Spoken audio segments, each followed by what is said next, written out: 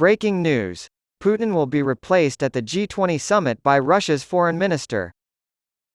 According to a Reuters report from August 28, 2023, Russian dictator Vladimir Putin has decided not to attend the G20 summit in India.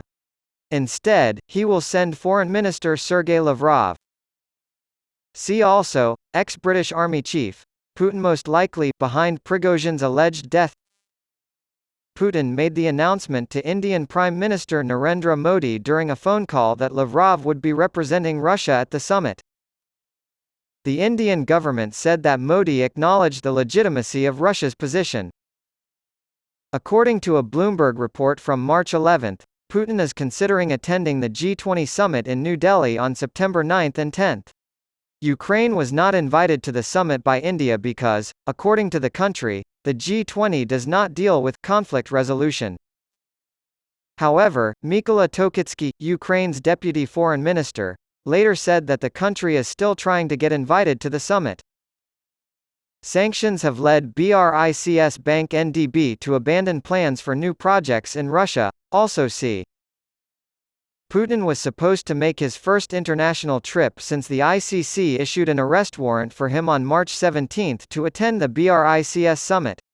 Since February 24, 2022, the ICC has accused Putin of committing war crimes by illegally deporting children from Ukraine to Russia.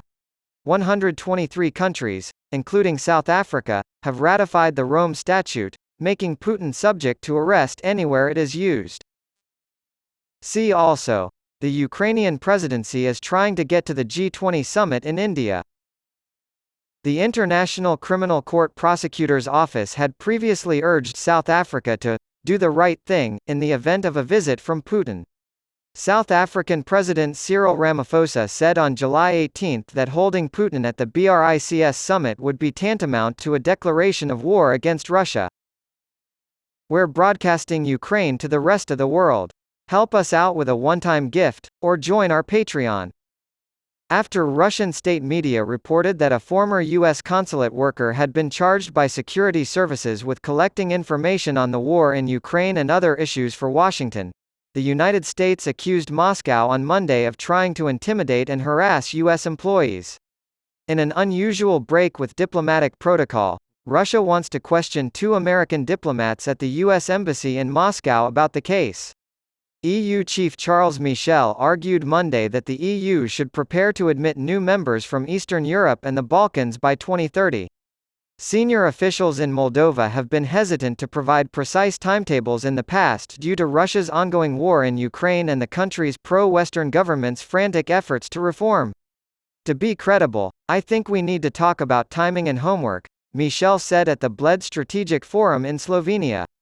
As we work on the next strategic agenda for the EU, we need to have an objective in mind.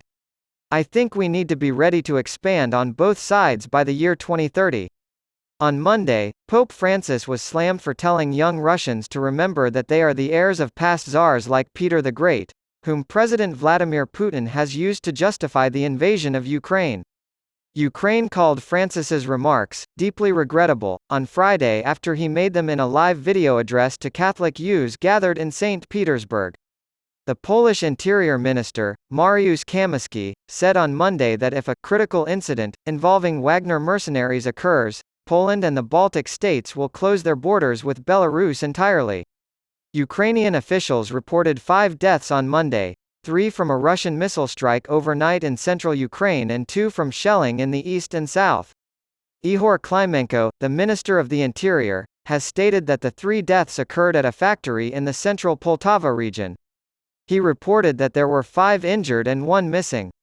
The office of Indian Prime Minister Narendra Modi announced on Monday that Russian President Vladimir Putin would not be attending the upcoming G20 summit in India but would instead send the country's foreign minister.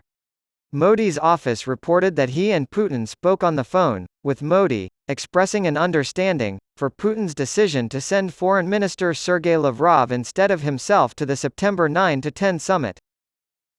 It has been reported that a Swedish citizen who was born in Russia has been accused of spying for the Russian military intelligence agency GRU for nearly 10 years. Sergei Aksyonov, the Russian-appointed head of the Russian-annexed Crimea, said on Telegram on Monday that Russian air defenses had shot down 2 Ukrainian drones over the peninsula. On Monday, Ukraine claimed victory over Russian forces and announced that its troops had freed the town of Robotyne in the country's southeast. On Monday, media outlets reported that uniforms purchased by the Ukrainian military during the conflict with Russia had been purchased for inflated prices, but the Ukrainian defense minister denied these claims. Several news outlets have reported that the ministry contracted with a Turkish company to supply winter combat fatigues at the end of last year, but that the price of the uniforms tripled shortly after the contract was signed. Journalists in Ukraine have also found that winter gear is significantly cheaper in Turkey.